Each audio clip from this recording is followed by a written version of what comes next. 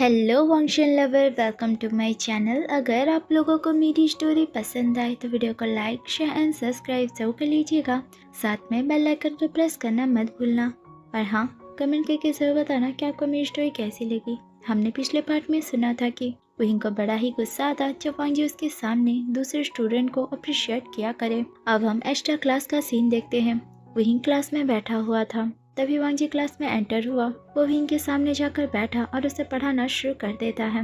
वहींग का ध्यान बिल्कुल भी पढ़ाई पर नहीं था, क्योंकि वो वांग जी से नाराज है, इसीलिए वो खिड़की से बाहर की ओर देखने लगा। जब वांग जी ने ये नोटिस किया, वो गुस्से से वहींग को डांटने लगा, जिस वजह से उन दोनों की बीच तू में होने लगी। आखिर में वहींग कहता है, क्या आपको मेरी हार्ड वर्क नहीं दिखती? आप हमेशा दूसरे स्टूडेंट को अप्रिशिएट क्या करते हो, पर आप मुझे कभी अप्रिशिएट क्यों नहीं करते? तब वांग जी कहता है, उन्हें मैं सिर्फ क्लास में पढ़ाता हूँ, पर मैं तुम्हें एक्स्ट्रा क्लास भी देता हूँ। फिर भी ऐसे कुछ सवाल है जिसके जवाब वो लोग दे देते हैं पर तुम नहीं। अब बताओ, मैं उन्हें अप्रिशिएट करने की वजह तुम्हें अप्रिशिएट क्यों करूँ? जिसे सुनकर विंग को बड़ा ही गुस्सा आ रहा था। वो घूर घूर कर वांग जी को देखने लगा, पर कुछ भी नहीं कहता। जिसे देख वांग जी कहता है, अगर तुम्हें नहीं पढ़ना तो तुम यहाँ से जा सकते हो। आइंदा से तुम्हें यहाँ पर आने की जरूरत नहीं है। जिसे सुनने के बाद विंग ने खामोशी से अपनी पलकों को नीचे कर लिया और कॉपी की ओर घूरने लगा। वो यहाँ से नहीं जाता। इस चीज को देखकर वांग जी ने उसे पढ़ाना शुरू किया। विंग भी बड़े ही ध्यान से पढ़ रहा था, पर वो अभी भी वांग जी से नाराज था। क्लास खत्म होते ही विंग ने तुरंत ही अपने बैग को लेकर वांग जी के निकलने से पहले क्लास से निकल गया। वो जल्दी से अपनी साइकिल लेकर गुस्से से चलाते हुए घर पहुंचा। दरवाजा खोलने की आवाज सुन मैडम ये कहती है, बेटा तुम आ गए, आज का दिन तुम्हारा कैसे था? वहींग कुछ भी नहीं कहता। वो अपने पैरों को पटकते हुए कमरे में चला गया और धड़ाम से अपने गेट को बंद करता है, जिससे मैडम ये को इतना तो पता चल गया, आज उनके बेटे का मूड बहुत ज्यादा खराब है, या फिर वो शायद नाराज है। इस तरफ कमरे में वहींग ने बैग को एक और फेंका और दरवाजे की ओर देखने लगा, जहाँ पर एक बोर्ड लगा हुआ था और उसके ऊपर एक पेंटिंग जहाँ पर बहुत सारे एरो शूट किए गए थे। वहींग गुस्से से उस पेंटिंग को देखते हुए आगे बढ़ने लगा और कह रहा था, क्या कहा तुमने? मैं वहींग अप्रिशिएट के काबिल नहीं हूँ, और वो लोग मुझसे बेटर है? मुझसे? वहींग से? कभी भी नहीं। आज तक मुझसे कोई अच्छा नहीं था, ना ही कोई होगा। इस स्कूल में तो क्या, पूरे वर्ल्ड में मुझसे बेटर कोई नहीं मिलेगा। देखना, आज तुमने मुझे अप्रिशिएट करने के लिए मना किया ना, एक दिन ऐसा आएगा कि तुम मेरी तारीफ करते नहीं थकोगे। उस दिन का मैं बेसब्री से इंतजार करूंगा मिस्टर लैन वांग जी। ये कहते हुए वो दरवाजे के पास पहुंच गया था। सभी एरोस को निकालकर वो उस पेंटिंग को अपने हाथ में ले लेता है, जो कि एक पेपर पर बना हुआ था और उसे उसने खुद ही बनाया है। हालांकि विंग को ड्राइंग करनी सही से नहीं आती, फिर भी वो वांग जी को पहली बार नहीं ड्रॉ कर रहा। तकरीबन ये 25 या 26 नंबर का ड्राइंग होगा, इसीलिए वो वांग जी को थोड़ा बहुत सही से बना पा रहा था, जैसे कि उसके आईज और नोज, जहाँ पर गुस्सा साफ साफ झलक रहा था। फेशियल स्ट्रक्चर उससे कभी सही से बने नहीं, इसीलिए उसने कोशिश भी नहीं किया। वांग जी के कान रैबिट्स के बने हुए थे और सिर के ऊपर तो सींग उगाया था, जिसे देखते हुए वो गुस्से से कहता है, तुम्हें पता है मैंने तुम्हें ऐसा क्यों ड्रॉ किया है? तुम्हें तो नहीं पता होगा। सबके सामने जो इतने स्वीट से सर बने रहते हो ना, तुम्हें कैसे पता? मुझे पता है तुम कितने ज्यादा डेविल हो। मैं जब भी स्कूल में तुम्हारे बारे में कुछ भी बुरा कहता हूँ ना, पता नहीं कैसे तुम्हें पता चल जाता है। बिल्कुल रैबिट्स के ईयर्स मिले हैं। और ये सिंग क्यों बना है पता है? दूसरे से तो तुम बहुत अच्छे से बात करते हो, पर जब मेरी बारी आती है तुम ऐसे बिहेव करते हो जैसे मेरी बॉडी पे कांटे लगे हुए हो, और तुम्हें चुपते ही तुम चिल्ला पड़ते हो मुझ पर। मन तो करता है ना तुम्हें बहुत ज्यादा मारो, पर मैं ऐसे कर भी तो नहीं सकता ना, आखिर तुम मेरे टीचर जो ठहरे। ये कहते हुए उस पेंटिंग को देखते हुए वांग जी को बहुत ज्यादा डांटता है। ऐसे ही आधे घंटे बीत गए। विहिंग का गुस्सा और भी ज्यादा बढ़ गया था, इसीलिए वो उस पेंटिंग को फाड़ कर डस्टबिन में फेंक देता है। 1 घंटे तक कमरे में इधर उधर घूमते हुए वो वांग जी को गालियां दे रहा था। थोड़ी देर बाद जब वो शांत हुआ, वो कहता है, अब मुझे फ्रेश हो जाना चाहिए। ये कहते हुए वो अपने वॉशरूम में चला गया। फ्रेश होकर बाहर आया, कपड़े पहनकर वो बेड पे बैठा और फिर से दरवाजे की ओर देखने लगा, पर कमरे से बाहर नहीं जाता, क्योंकि उसका मूड अभी भी सही नहीं था और वो ये नहीं चाहता कि उसकी वजह से उसकी फैमिली मेंबर्स का भी मूड खराब हो जाए। ऐसे ही 2 घंटे बीत गए।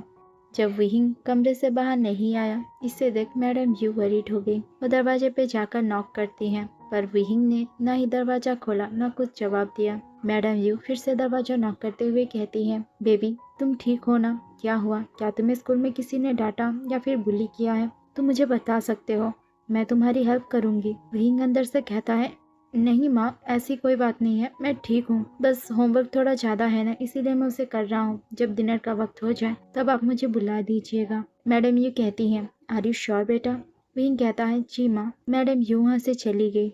रात के 10 बजे जब जियांग फैमियन और जियांग चैन घर आ गए थे, तब डिनर के वक्त मैडम यू विंग को बुलाती हैं। आज डाइनिंग टेबल पूरी तरह शांत था, क्योंकि विहिंग ही था जो कि उनके घर में चहल पहल का काम किया करता था, सभी से बातें करना और जियांग जैन को टीज करना।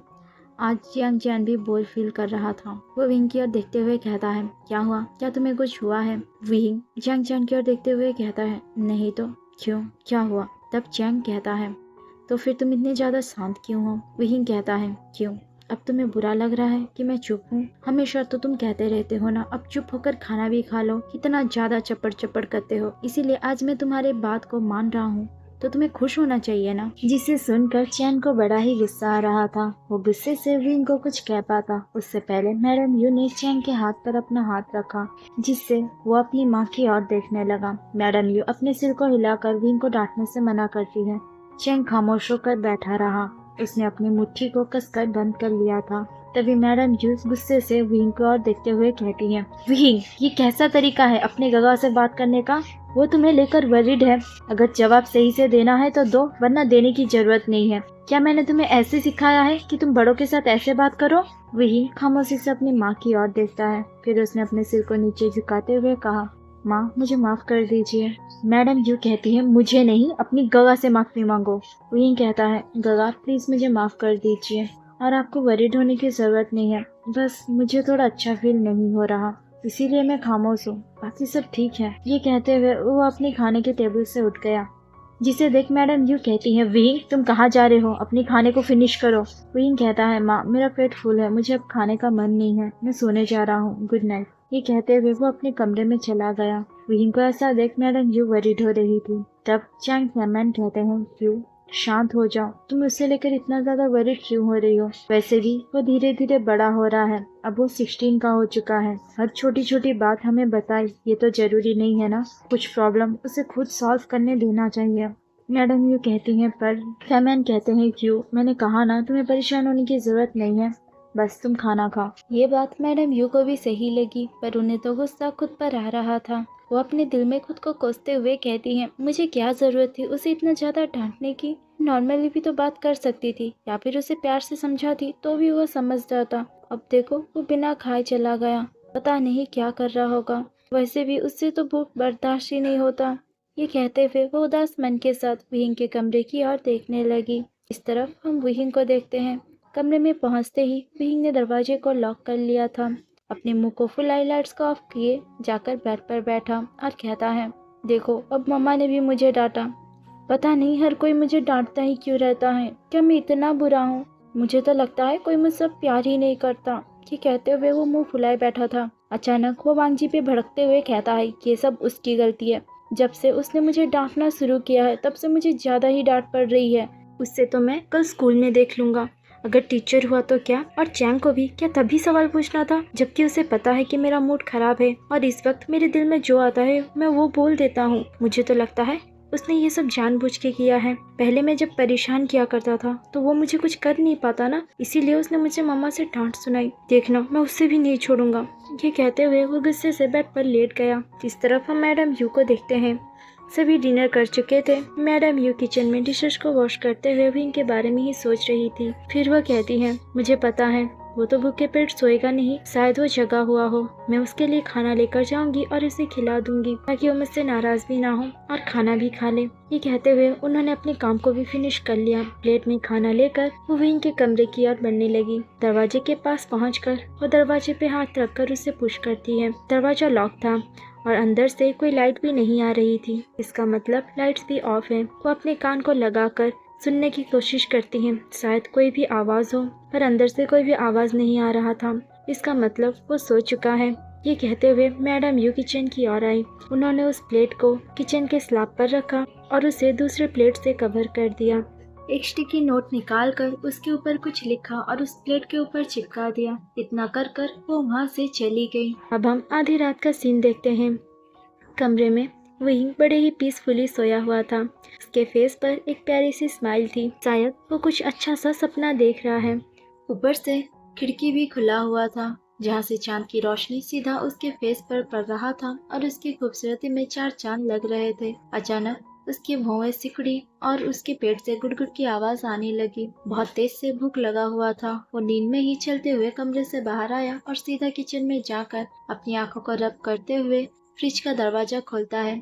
आधी खुली आंखों के साथ उसने जब देखा तो वहाँ पर खाने के लिए कुछ भी नहीं था, जिसे देख वो नींद में ही कहता है, माँ आपने ऐसा क्यों किया? आपको पता है ना, भूखे पेट मुझे नींद भी सही से नहीं आता। ये कहते हुए वो अपनी दोनों आंखों को अच्छे से रब करते हुए फ्रिज को बंद कर देता है। फिर उसने चारों तरफ देखा, तभी उसकी नजर किचन के स्लैब पर रखे हुए उस प्लेट पर गई। वो पास जाकर देखता है, जिसके ऊपर एक स्टिकी नोट चिपका हुआ था। वो उसे अपने हाथ में लेकर पढ़ने लगा, जिसमें मैडम यू ने लिखा था, यहाँ पर मैंने तुम्हारे लिए खाना रख दिया है। मुझे पता है थोड़ी देर बाद तुम्हें पक्का भूख लगेगी, चाहे तुम कितने भी गहरे नींद में क्यों ना हो।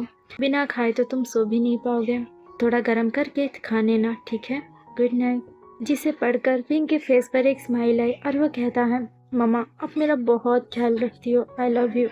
ये कहते हुए उसने उस प्लेट को हटाया और खाने को अपने हाथ में लेते हुए कहता है, अब इसे कौन गर्म करेगा, ऐसे ही खा लेता हूँ। ये कहते हुए वो डाइनिंग टेबल पर बैठकर उसे जल्दी जल्दी खा लेता है। फिर उसने उस बर्तन को लेकर वॉश बेसिन में रख दिया और सीधा चलते हुए आकर अपने बेड पर गिर पड़ा। 2 मिनट भी नहीं हुए थे, वहीं फिर से नींद के आगोश में चला गया। अब हम अगले दिन सुबह का सीन देखते हैं। जियांग चैन और फेमियन ब्रेकफास्ट कर अपने ऑफिस के लिए चले गए थे। सुबह के 8 बज गए थे, जिसे देख मैडम यू कहती हैं, ये लड़का मैंने उसके लिए लंच भी प्रिपेयर कर दिया है, पर देखो 8 हो चुके हैं, वो उठा भी नहीं। चलो मैं जल्दी जाकर उसे उठा देती हूँ, वरना वो आज स्कूल भी नहीं जाएगा। ये कहते हुए वो वहीं के कमरे के पास पहुंची और उसे जोर जोर से नॉक करते हुए विंग का नाम लेकर उसे डांटने लगी, जिसकी आवाज से विंग तुरंत ही उठकर वहाँ पर आने वाला था। तभी ब्लैंकेट में पैर फंसने की वजह से वो धड़ाम से नीचे गिरा, जिससे उसके बम पर बहुत ही जोरों से लगा। वो उसे सहलाते हुए आकर दरवाजा खोलता है और अपनी माँ की ओर इरिटेट होते हुए कहता है, माँ कौन ऐसे चिल्लाकर अपने बच्चों को उठाता है? देखो आपकी वजह से मैं गिर गया। तब मैडम यू कहती है, विहिंग अभी 8 बज चुके हैं, तुम कब उठना चाहते हो? कितना वक्त हो रहा है तुम्हें पता नहीं चल रहा? स्कूल का टाइम हो रहा है बेटा, और तुम कह रहे हो मैं तुम्हें चिल्ला के ना उठाऊं? और कैसे उठाऊं? जल्दी तो रात को सो गए थे, फिर जल्दी उठना भी चाहिए ना। तुम्हारी तरह कौन है ऐसा? ये कहते हुए वो उसे डांटती है। वही कहता है, माँ देखो आपकी वजह से मुझे दर्द हो रहा है और आप मुझे डांट रही हो।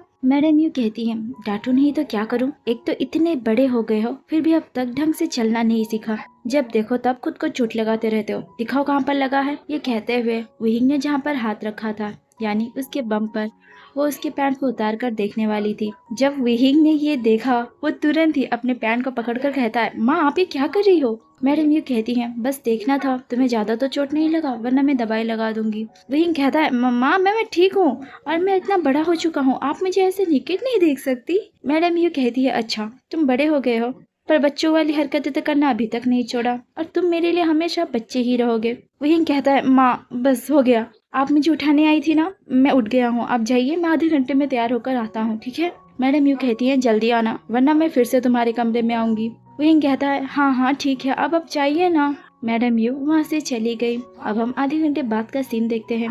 विहिंग तैयार होकर नीचे आ चुका था और मैडम यू ब्रेकफास्ट के लिए विहिंग का इंतजार कर रही थी। विहिंग आकर सीधा चेयर पर बैठ गया। दोनों खामोशी से ब्रेकफास्ट करने लगे, जिसे कंप्लीट करने के बाद विहिंग एक वार्म सी स्माइल के साथ अपनी माँ को बाय कहता है। मैडम यू ने भी खुशी से उसे बाय कहा। घर से बाहर निकलते ही विहिंग का फेस फिर से गुस्से में भर गया। वो तुरंत ही साइकिल को लेकर तेजी से चलाते हुए अपने दोस्तों के पास जाने लगा, जो कि हमेशा की तरह कुछ ही दूर आगे उसका वेट कर रहे थे। विहिंग तकरीबन 5 मिनट लेट था, जिसे देख वनिंग ह्वाइसंग से कहता है, विहिंग सही वक्त पर आ तो जाएगा ना, क्योंकि फर्स्ट क्लास मैम का है और मैं नहीं चाहता कि मैं उस क्लास में लेट जाऊँ। अगर वो लेट आया ना तो मैं पक्का उसे छोड़कर चला जाऊंगा। ह्वाइसंग कहता है, हाँ हाँ मुझे पता है, तुम इतने अच्छे पढ़ाकू बच्चे हो, तो तुम हमारे दोस्त कैसे बन गए बताओ? तुम्हें तो टॉपर का दोस्त बनना चाहिए था। वनिंग कहता है, ह्वाइसंग ऐसा मत कहो, मैं बस लेट नहीं होना चाहता। अगर उन्होंने मेरे शीजो को बता दिया तो शीजो मुझे बहुत डांटेंगी। ह्वाइसंग कहता है, हाँ हाँ तुम्हें तो सिर्फ डांट पड़ेगी। अगर उस दिन की तरह फिर से हमें दीवार फांद कर लाना पड़ा ना, तो पक्का वो हिटलर टीचर मेरे गगा को फोन करके बता देगा और उसके बाद मेरे साथ क्या होगा। ये सोचते हुए वो इमेजिन करने लगा उसका गगा यानी निमिंजू उससे चप्पल फेंक के मार रहा है या फिर बेल्ट से। ये सोचते ही वो अपने सिर को झटका कर कहता है, नहीं नहीं ऐसा नहीं हो सकता, विहिंग तुम जल्दी आ जाओ वरना मैं सच में तुम्हें छोड़कर ही चला जाऊंगा। ये कहते हुए वो जैसे ही पीछे मुड़ा तभी उन दोनों ने देखा विहिंग आकर उसके पास पहुंच चुका है। जिसे देख हॉयसांग कहता है, थैंक गॉड तुम आ गए, चलो अब चलते हैं। विहिंग का मूड अभी भी बिगड़ा हुआ था। जिसे देख वननिंग कहता है, क्या हुआ, तुम किस बात से इतना ज्यादा नाराज हो। तब विहिंग एक नज़र हॉयसांग की ओर देखता है। फिर उसने बताना शुरू किया। उसकी बातें सुन पहले तो हॉयसांग थोड़ा हैरान था, फिर उसे तो हंसी आ रही थी। वो अपने दिल में कहने लगा, वो यही पर्सन है ना जिसे मैंने सर के बारे में एक तो लफ्ज़ क्या बुरा कह दिए थे। उसने तो मुझे पूरा लेक्चर ही चाट डाला। आखिर में ये भी कहा था वो हमारे सर है, उनके बारे में ऐसा नहीं कहना चाहिए। वो अपनी सभी स्टूडेंट का अच्छे से ध्यान रखते हैं और वो सबका भला हो यही चाहते हैं। अब देखो खुद उन्हें कितना भर भर के गालियाँ दे रहा है।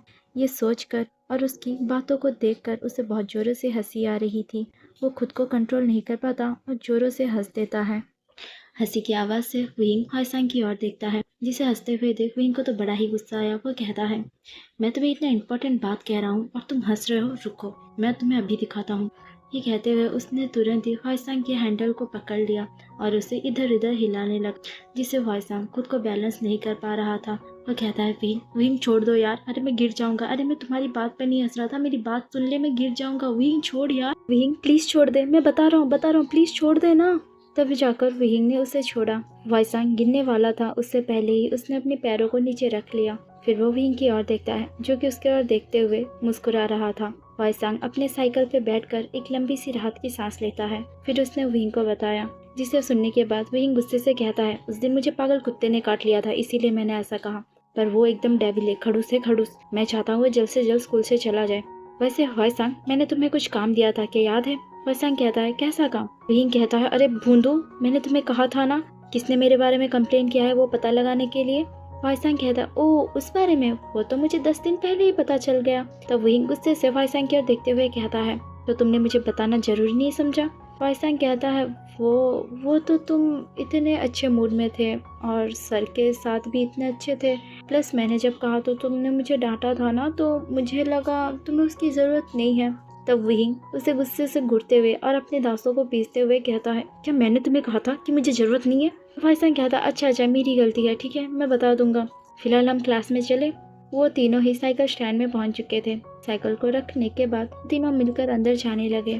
थोड़ी देर बाद ही वननिंग का क्लास आ गया और वो अपने क्लास में चला गया और हॉयसांग और विहिंग दोनों अपने क्लास में जाकर बैठे। बैग को निकालकर अपने डेस्क पे रखते हुए विहिंग कहता है, चलो अब बताओ वो कौन है।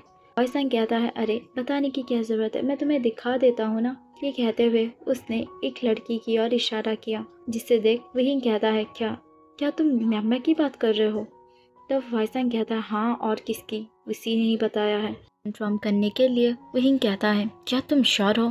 हॉयसांग कहता है, ऑब्वियसली विहिंग, मैं 100% श्योर हूँ और मैं भला तुमसे झूठ क्यों बोलूँगा। जिसे सुनने के बाद तो विहिंग की आंखें गुस्से के मारे रेड हो गई थी, मानो उसकी आंखों में खून उतर आया हो। वो रेड आइज के साथ म्यामा की ओर ही घूरे जा रहा था। ऐसा लग रहा था अगर आंखों से कत्ल हो पाता तो वो पक्का से आज म्यामा को मार ही डालता। वो तब तक वैसे घूरता रहता है जब तक कि क्लास में कोई टीचर आकर पढ़ाना शुरू नहीं कर देता। थोड़ी देर बाद वांगजी क्लास में एंटर हुआ। सभी स्टूडेंट खड़े होकर वांगजी को गुड मॉर्निंग विश करने के साथ उसे ग्रेट करते हैं, सिवाय विहिंग को छोड़कर। वो जैसा का वैसा ही अपने डेस्क पर बैठा रहा और उसने अपने सिर को नीचे कर लिया था। वांगजी ने नोटिस तो किया पर वो कुछ भी नहीं किया था। ऐसे ही 4 क्लासेस गुजर गए। अब हमें लंच ब्रेक का सीन दिखाया जाता है। वांगजी स्टाफ रूम में बैठकर अपने कुछ काम को किए जा रहा था। 5 मिनट बाद वहां पर एक टीचर पहुंची जो कि अभी अभी क्लास कर आई हैं। जब उन्होंने वांगजी को अपने आंखों के सामने बैठकर काम करते हुए देखा, उस वक्त तो वो मेस्मराइज ही हो गई।